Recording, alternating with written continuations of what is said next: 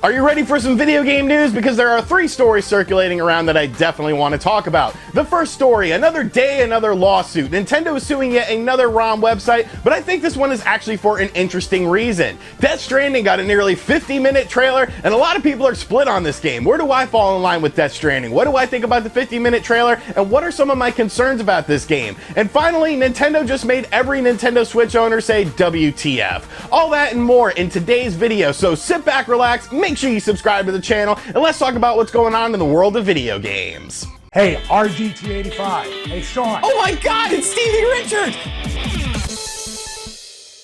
So first off, Nintendo is very protective over their IP. There's no ifs, ands, or buts about it. They keep their IP very close to heart. And over the past few years, we've seen a lot of websites get targeted by Nintendo via lawsuits. Basically, these ROM websites are coming up, and Nintendo is suing these websites. We, of course, saw the Love ROM situation that happened last year, where Nintendo went after this specific website and really set a precedent for video game ROM websites going forward. It showed that Nintendo was not afraid to sue individual websites. Nintendo also recently won a very big court case that we talked about a couple days ago on the channel in the UK, basically having the 5 main ISP providers in the UK block 4 major websites that were having things like Switch hacks and different things where you could download Nintendo Switch games and pirate them onto your Nintendo Switch. So Nintendo isn't a stranger to this realm, and we have yet another situation where Nintendo is suing a website over hosting ROMs on their website. Now this website is called ROMUniverse.com. Now admittedly, I was not familiar with ROM Universe, so I didn't quite understand why Nintendo targeted this specific website. And that's one of the questions that we've honestly had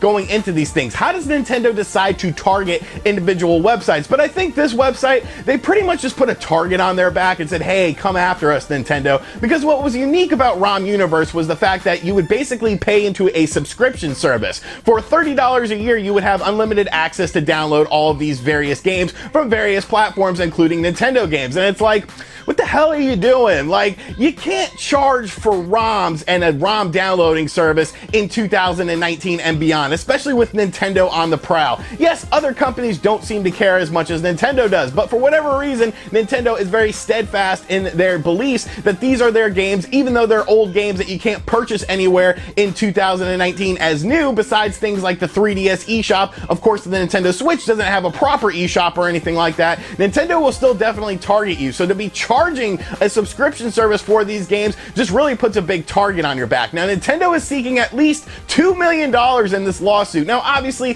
that number will probably come down. It's not very often that they get the maximum amount for this, but once again, it's Nintendo taking a stance against piracy and video game piracy. So I really don't think this is a monetary issue with Nintendo. I think, once again, this is Nintendo trying to make a statement. You got to remember, when Love ROMs went down, a lot of major ROM websites went down as well because of fear from Nintendo. So I feel like this is yet another sort of fear tactic by Nintendo. Now, is it right? Is it wrong? I mean, at the end of the day, it is their IP. They obviously want to protect their IP, and I think charging a subscription service for ROMs is very, very stupid and really puts a target on your back. So let me know in the comment section down below what you think about this. Was Nintendo in the right to be going after this website, or do you think that Nintendo should be a bit more lax with their piracy stance when it comes to their older games?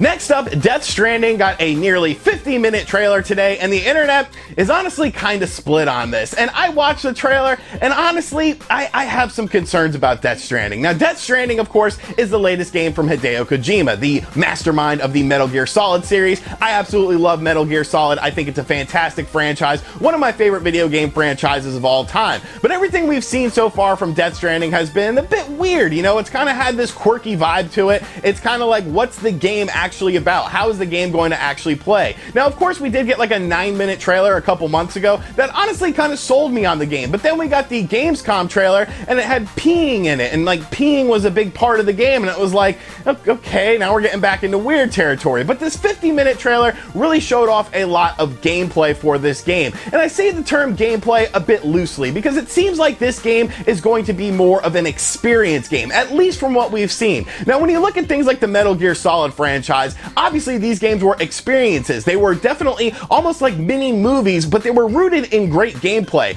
You had really long codec scenes, you had really long cutscenes that were fleshing out the story, but you always had that great action stealth gameplay to return to in the Metal Gear series. Now with Death Stranding, it seems like the gameplay is definitely very different. There's the jokes going around that this is like a UPS simulator where you're taking packages and transporting them across the map, and the more packages you have, the more weighted down Norman Reedus gets, and he moves slower and things like that. They did show off some gameplay as well, but it seems like the gameplay as far as the combat is concerned is a bit more sprinkled in than you would see in like a Metal Gear Solid game. And I definitely think this is going to be a very cinematic experience when it comes to video games. And that's honestly kind of one of my concerns about the game. I get that a lot of people like the cinematic style experiences, but that was what the great thing about Metal Gear Solid games were. It was like watching a movie, but there was so much action in the actual game, and there were times where you would just get sucked into the game that it made it worthwhile. It almost seems like Hideo Kojima is trying to make a movie and implement a game into it instead of making a game and implementing a movie into it. I don't know, man. Like, I still want to check out this game, but I definitely see why people are very divided on this, and I think it's going to be very interesting to see what the final product is for this game.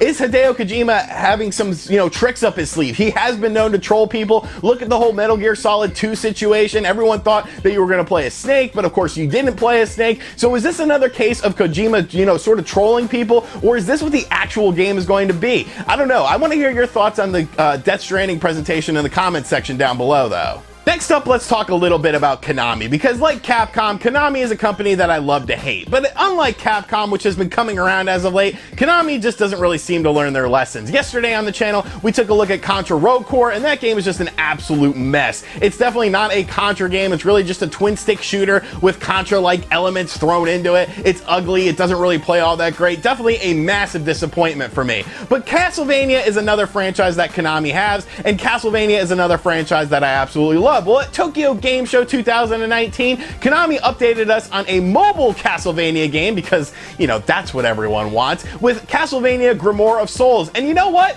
The game looks good, and that's what really pisses me off about this situation. It is a good-looking Castlevania game. It is what Castlevania fans want on their home consoles. A 2D side-scrolling Castlevania adventure with various characters from the Castlevania universe within this game. Why is this going to be a mobile-only game? Why is this not coming to home consoles? It's absolutely mind-blowing to me. Are people out there playing Candy Crush Saga and Clash of Clans, and they're like, oh wait, I gotta play that new Castlevania game? No, this game would sell better on a console than it would on a mobile device. But once again, this is Konami. Konami has no clue what they are doing when it comes to the world of video games. So great job, Konami. Way to make a Castlevania game that absolutely no one is going to play because it's being regulated to mobile devices. At least port this over to consoles. It makes no sense for this not to be on consoles. I actually think the game looks good. I think Castlevania fans would like this game. So put it on consoles. Like, I don't understand, Konami. Ah!